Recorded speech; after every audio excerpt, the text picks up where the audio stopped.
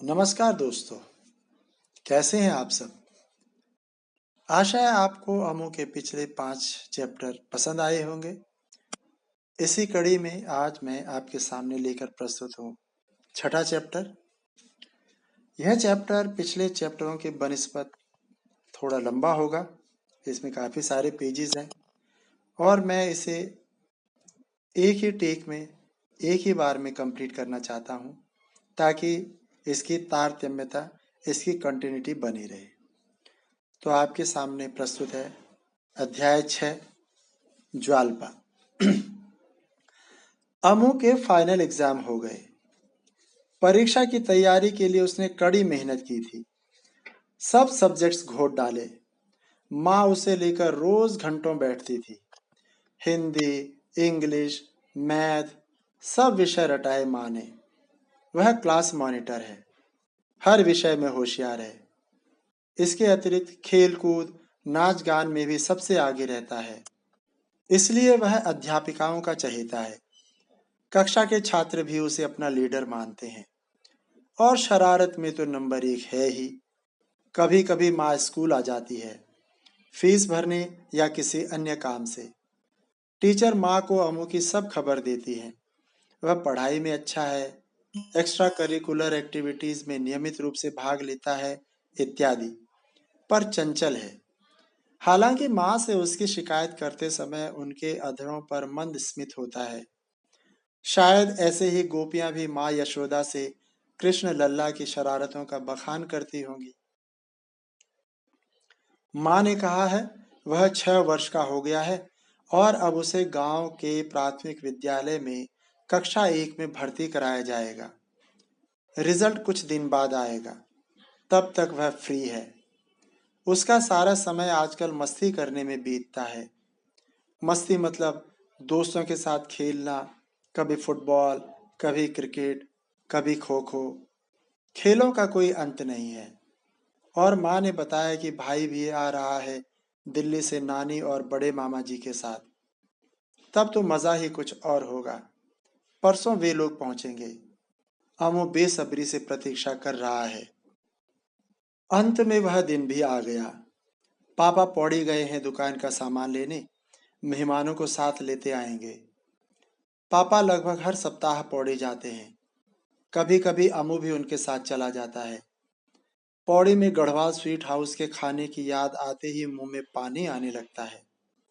वहां का शिकार अर्थात बकरे का मांस सोचते ही लार टपकने लगती है। निश्चित समय पर पौड़ी गड़खेत वाली गाड़ी गांव के बस स्टॉप पर पहुंच गई। दिन के लगभग 3:30 बजे हैं। घर से बस स्टॉप दिखाई देता है। अमू सड़क पर नजरें गड़ाए है।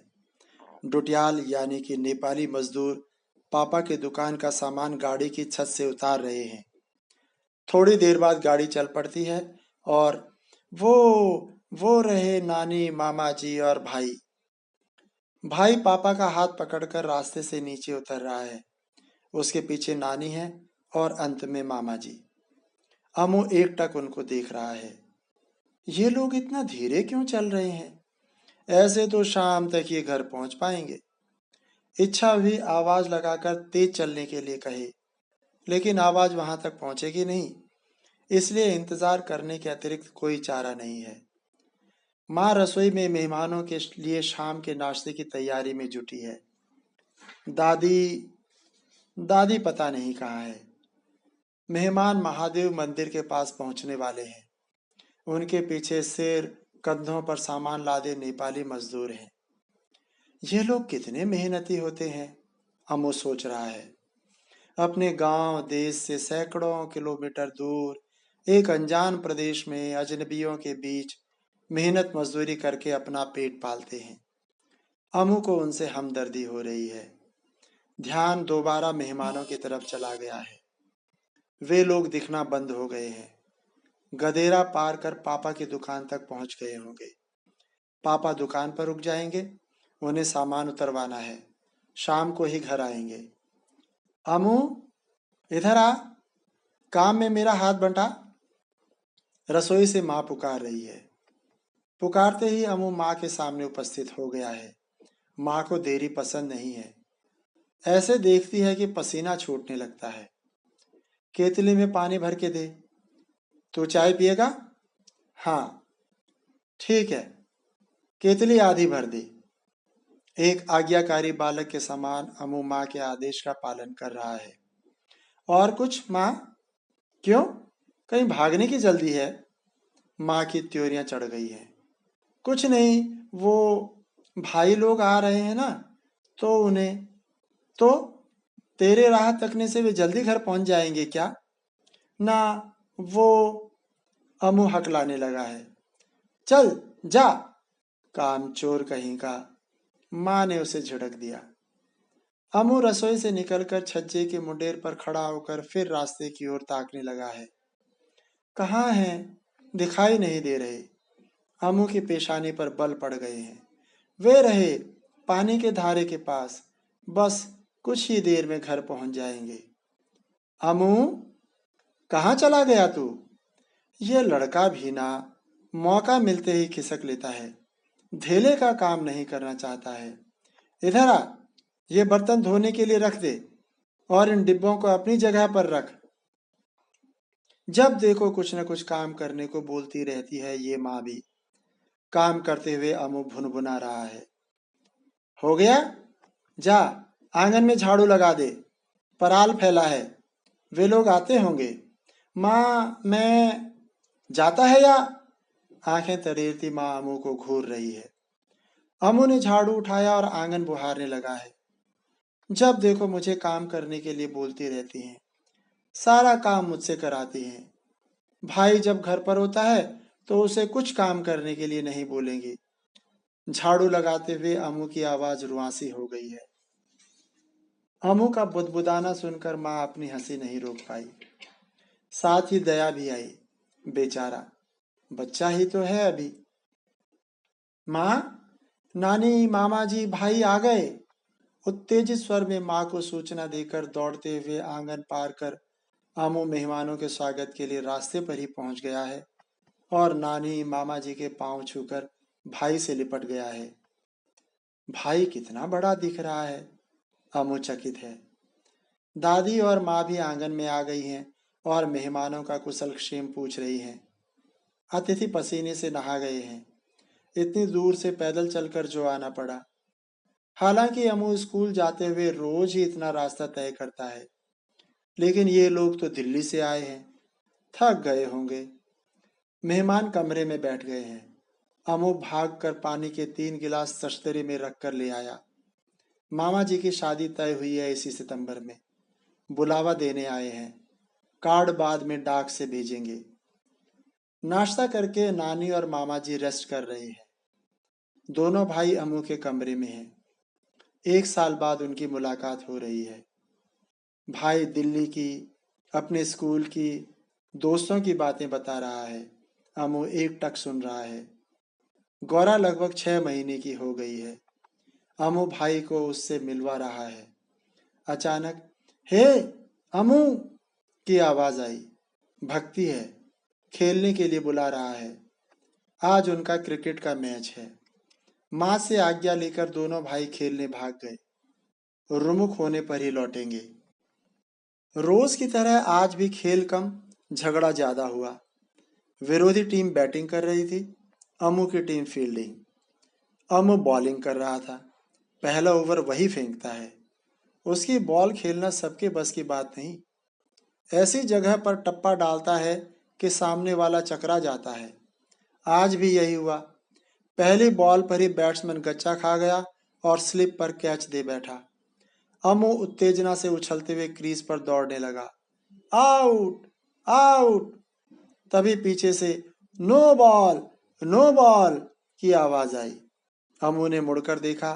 अंपायर, जो विरोधी टीम से था, सीधे हाथ को 90 डिग्री के एंगल पर खड़ा करके नो बॉल का इशारा कर रहा था। अमू का पारा 7वें आसमान पर पहुंच गया। ये नो बॉल नहीं थी, वह चिल्लाया। किंतु अंपायर पर अमू के प्रोटेस्ट का कोई असर नहीं हुआ। वह उसी मुद्रा में खड़ा नो बॉल, नो बॉल की रट लगा रहा था। अमू मुट्ठियां भींचे उसकी तरफ बढ़ा। अंपायर घबरा कर 2 कदम पीछे हटा। अमू से वह कोई पंगा नहीं लेना चाहता था, लेकिन पहले ओवर की पहली ही बॉल पर अपने बैट्समैन को आउट होते देखना भी तो शर्मनाक था, जिसे वह पचा नहीं पा रहा था। और इसीलिए खिलाड़ी के आउट होते ही उसका हाथ नो बॉल के इशारे में उठ गया था। तब तक दोनों टीमों के अन्य खिलाड़ी भी क्रीज पर जमा हो गए थे। उनमें धक्का मुक्की होने लगी। भाई एक और खड़ा यह नजारा देख रहा था। यह उसके लिए नया था, लेकिन इतना नया भी नहीं था। यही सब वह और उसके दोस्त दिल्ली में खेलते समय किया करते हैं। खैर, कुछ न कुछ तो करना था, क्योंकि बाकी टीम मेंबर तो आ या पार की मुद्रा में थे। भाई ने झगड़ा सुलटाने की कोशिश की। चूंकि वह नया है और उम्र में भी अन्य लड़कों से बड़ा है, सभी उसका लिहाज करके छंट गए।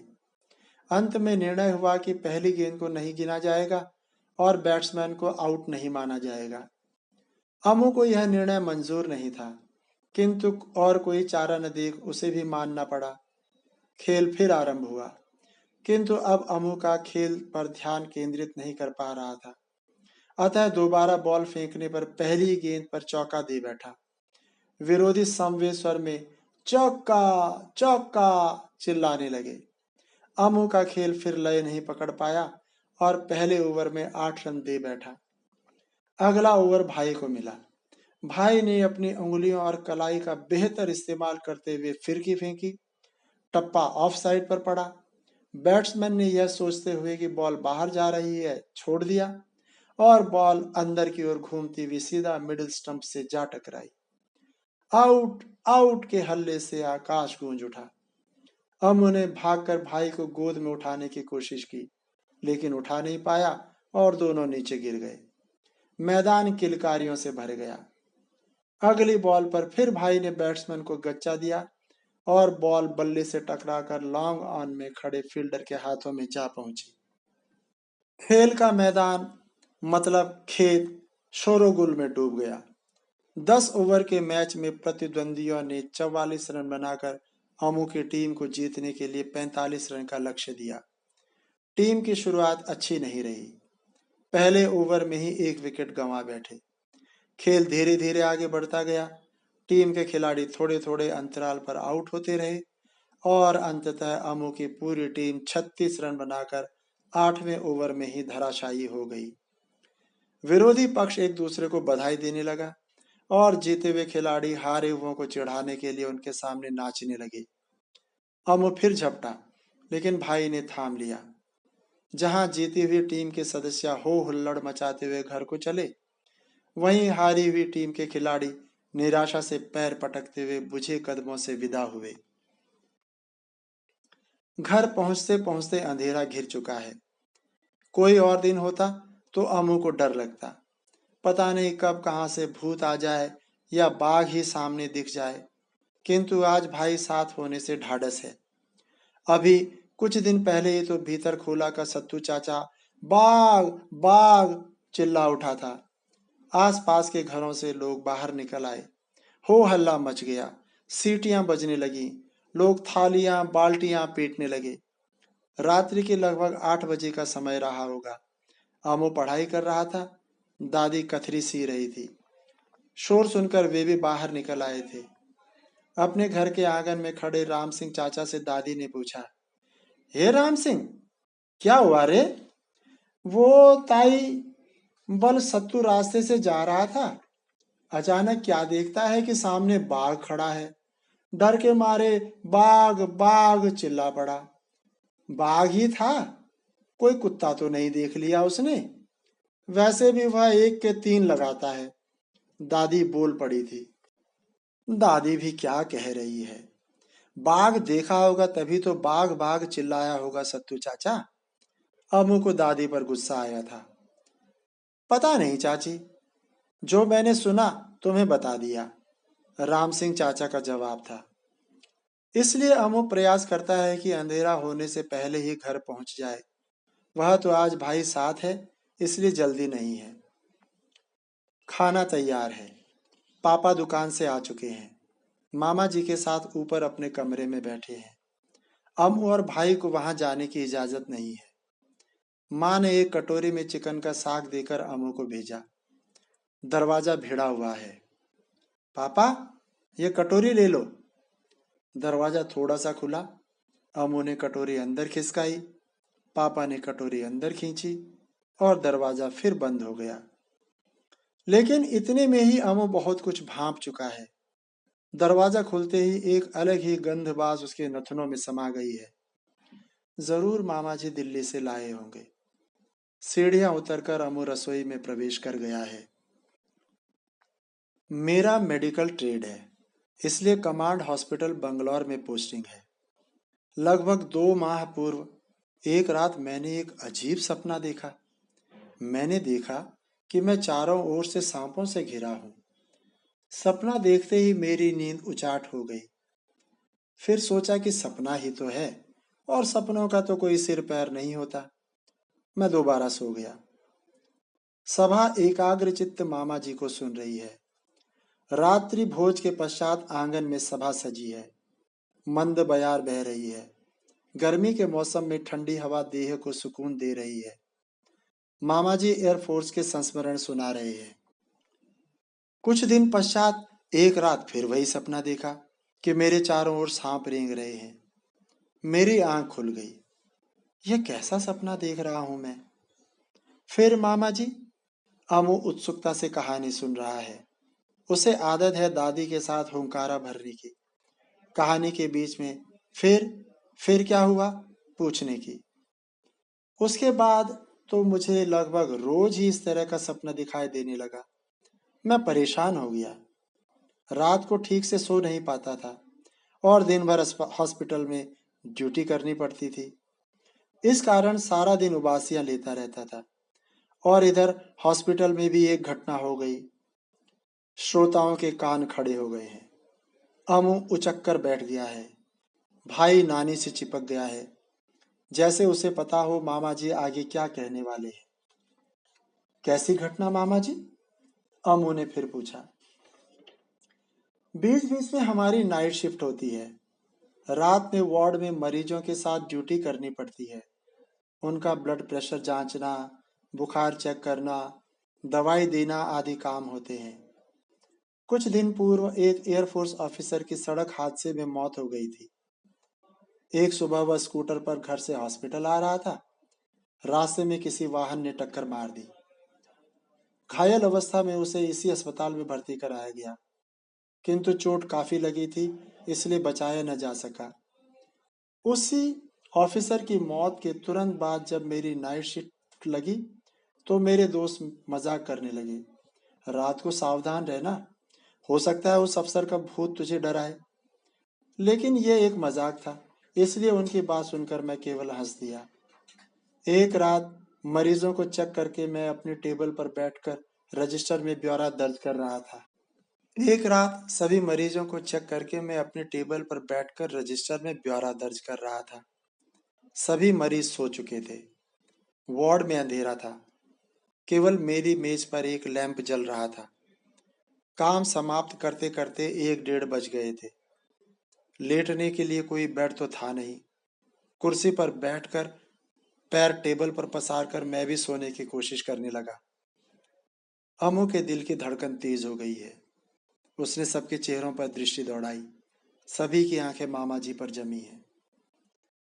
वार्ड के बाहर बहुत लंबा बरामदा है। मामा जी कहानी सुना रहे हैं।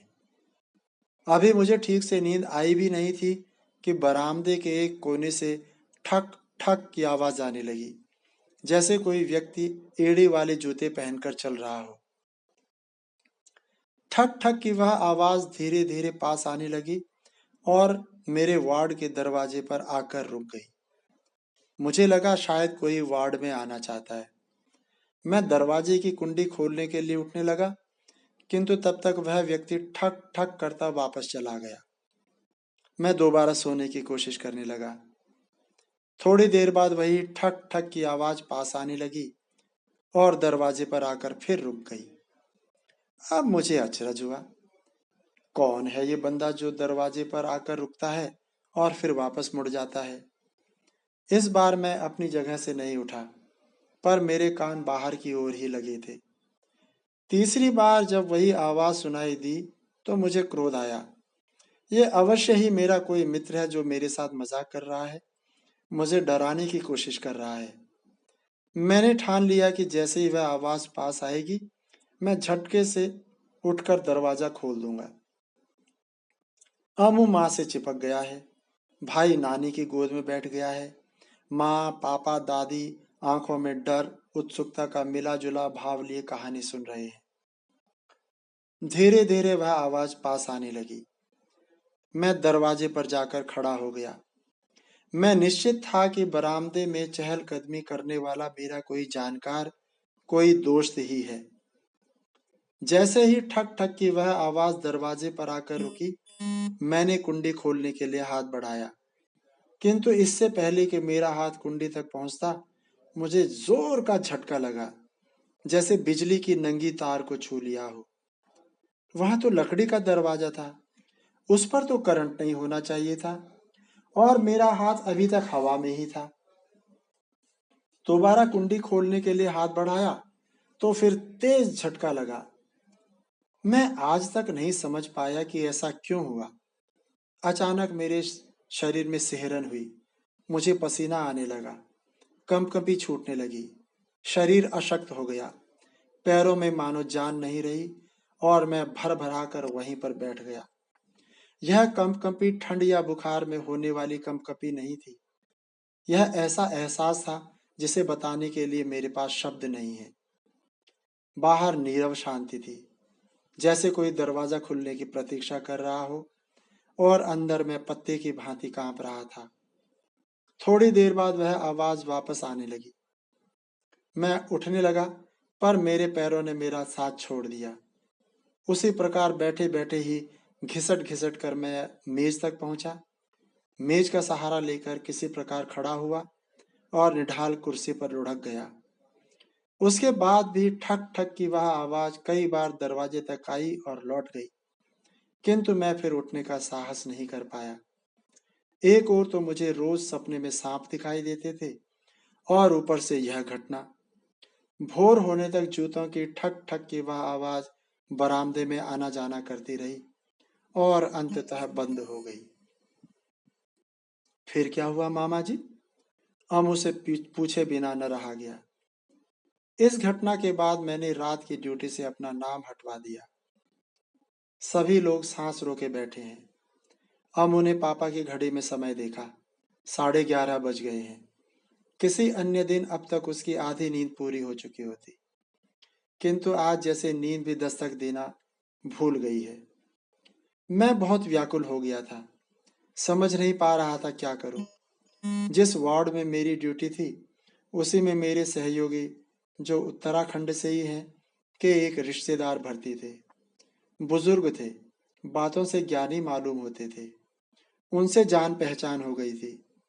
मुझे उद्विग्न देखा तो कारण पूछने लगे। पहले मैंने टालने की कोशिश की, पर वे तो पीछे ही पड़ गए। बहुत कुरेदने लगे तो मैंने उन्हें दोनों बातों, सपने और खटखट वाली, के बारे में बताया। सुनकर वे कुछ देर सोचते रहे। फिर पूछा, कभी कोई मन्नत तो नहीं मांगी थी? मैं याद नहीं कर पा रहा था। बोले, दिमाग पर जोर डालो, कभी किसी इष्ट देव से, किसी मंदिर में? स्मरण हुआ, हाँ, मांगी तो थी। जब जॉब की तैयारी कर रहा था तो एक दिन गांव से दिल्ली सा जाते समय माँ ज्वाल्पा के मंदिर के सामने से गुजरते हुए मनौती मांगी थी कि अगर नौकरी लग गई तो चांदी का छत्र चढ़ाऊंगा। सुनकर वे चुप रही। दूसरे दिन ड्यूटी पर पहुंचा तो उन्होंने एक अभिमंत्रित तावीज दिया और निर्देश दिया कि सोते समय तावीज को सिरहाने रखूं, और जब भी गांव जाऊं तो माँ ज्वाल्पा के मंदिर में छत्र चढ़ाऊं।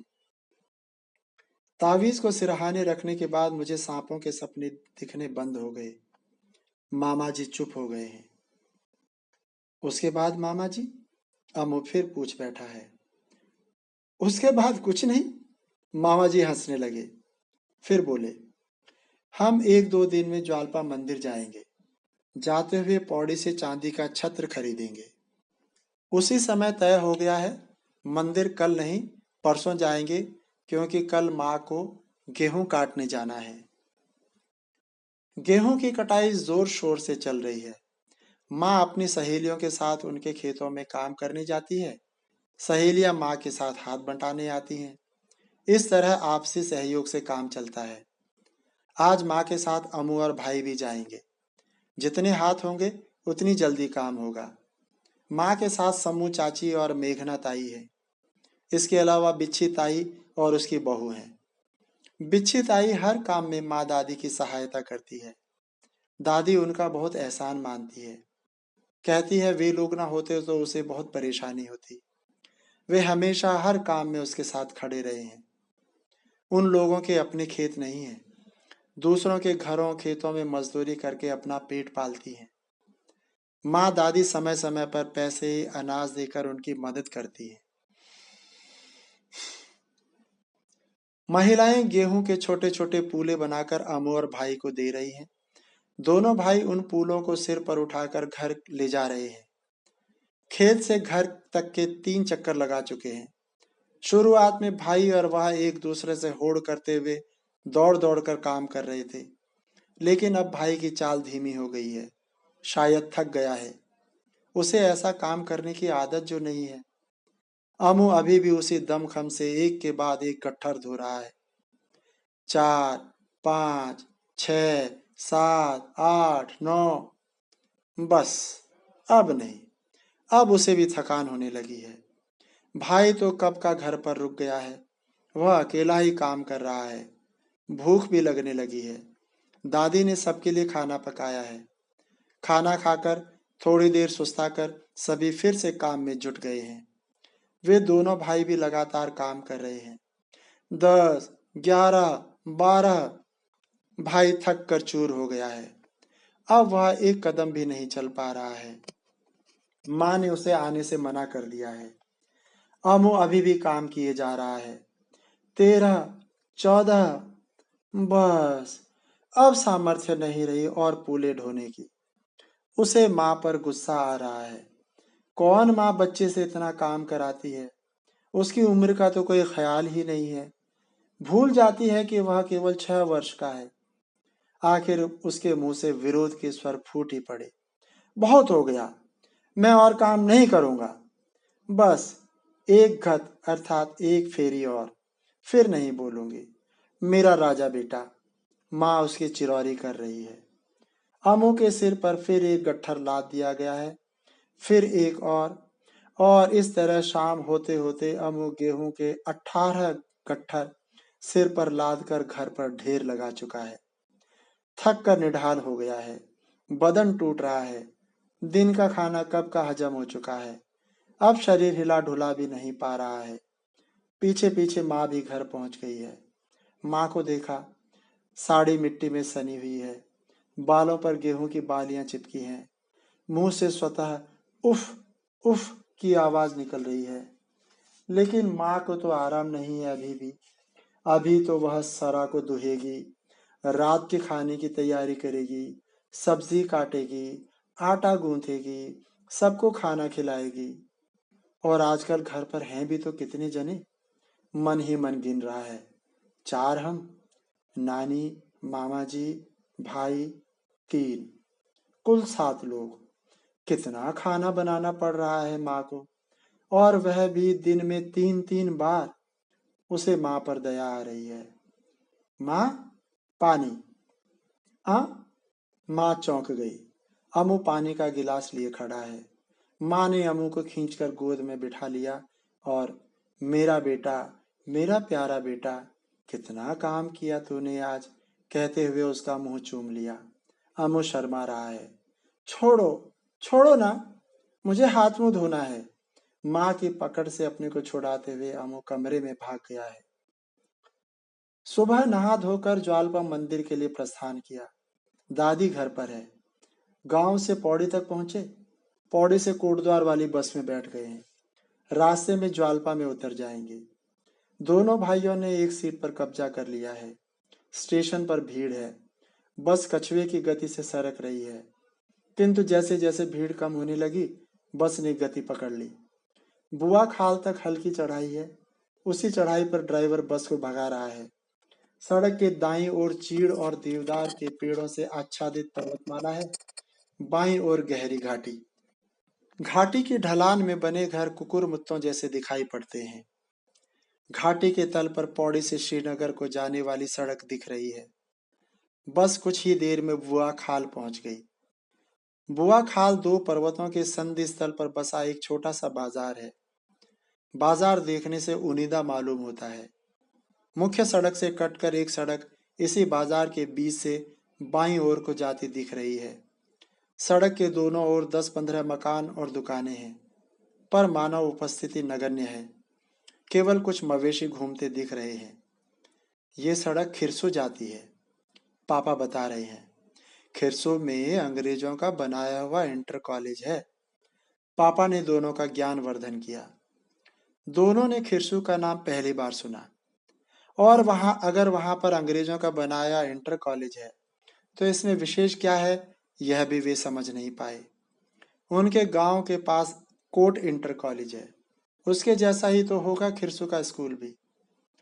अभी वे नादान हैं, इसलिए पापा ने भी अधिक कहना उचित नहीं समझा।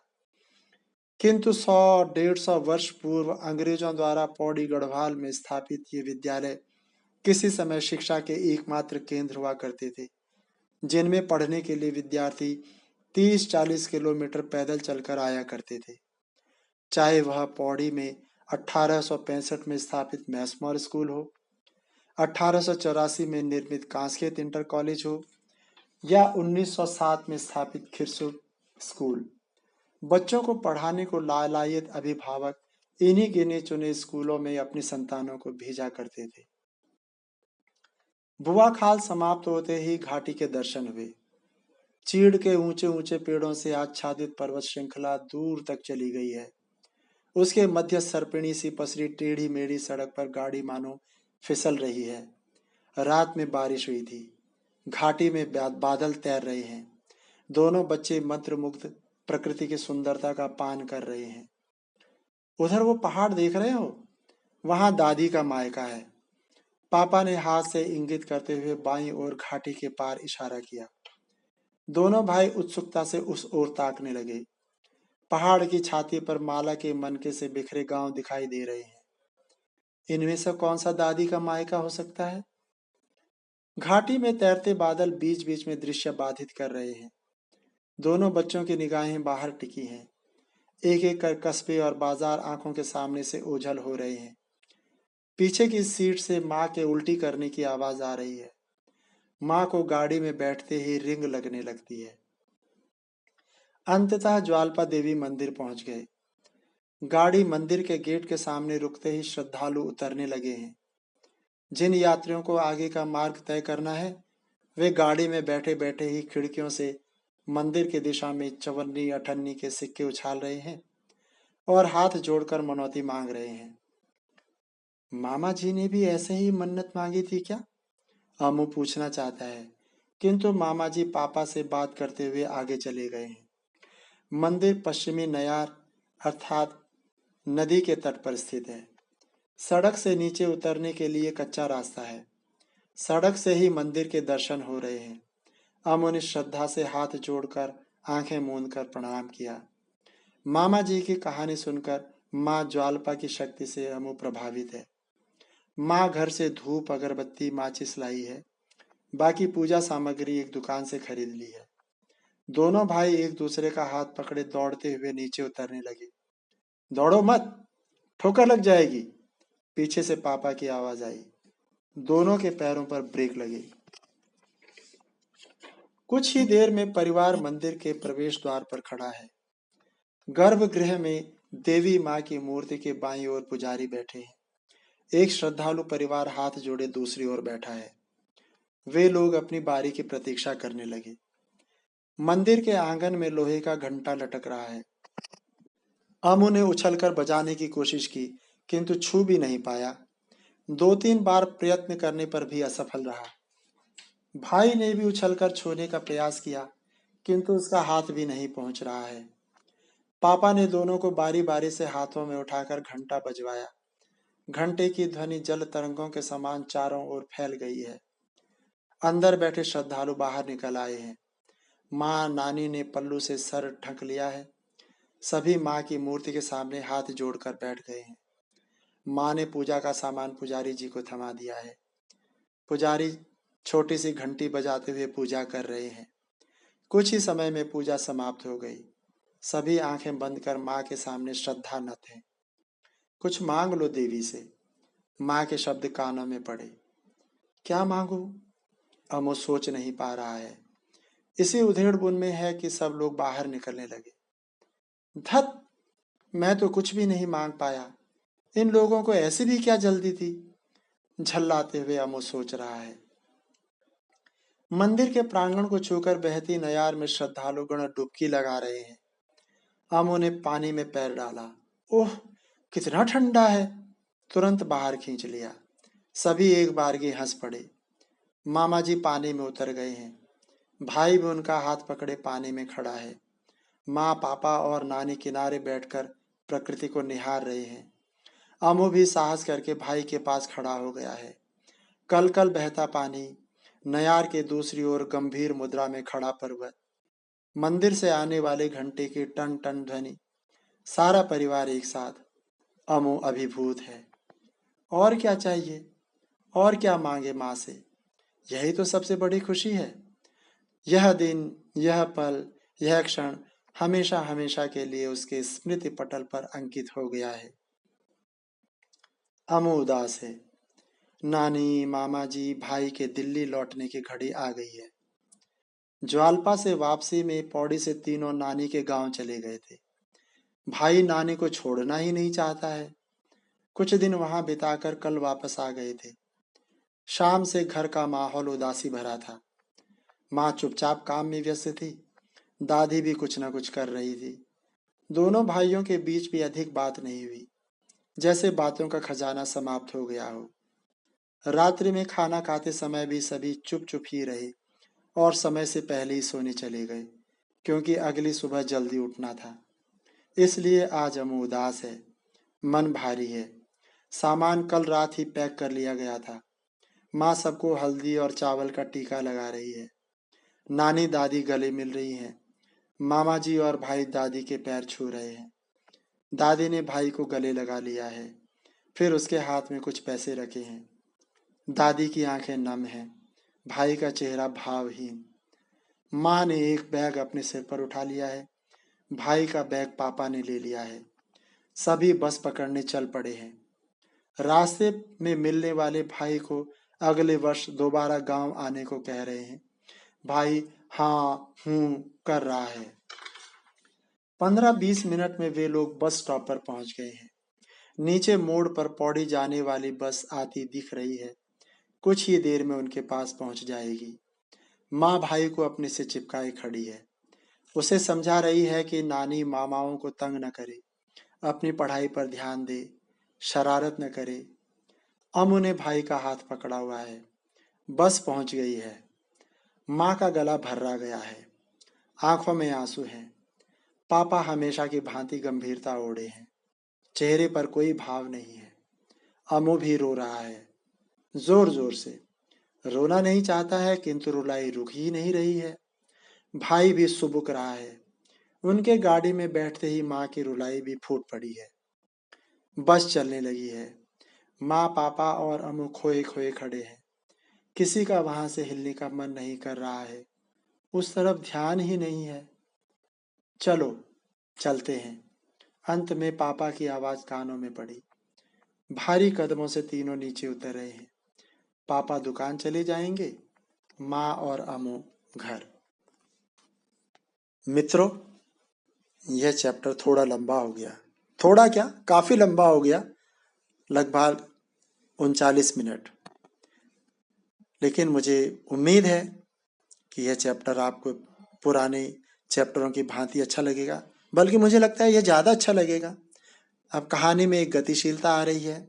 कहानी आगे बढ़ रही है। अमू की जिंदगी में परिवर्तन हो रहे हैं। अगले अध्याय में वे परिवर्तन और मुखर होंगे। उसकी जिंदगी में कुछ और पहलू जोड़ेंगे, कुछ और बातें होंगी, कुछ और घटनाएं होंगी। और जल्दी ही मैं अगला अध्याय लेकर आपके सामने फिर हाजिर होऊंगा। तब तक के लिए इस अध्याय, इस पाठ, इस चैप्टर का आनंद लीजिए और अपनी राय जरूर बताइएगा। आपके प्यार की आशा में नमस्कार।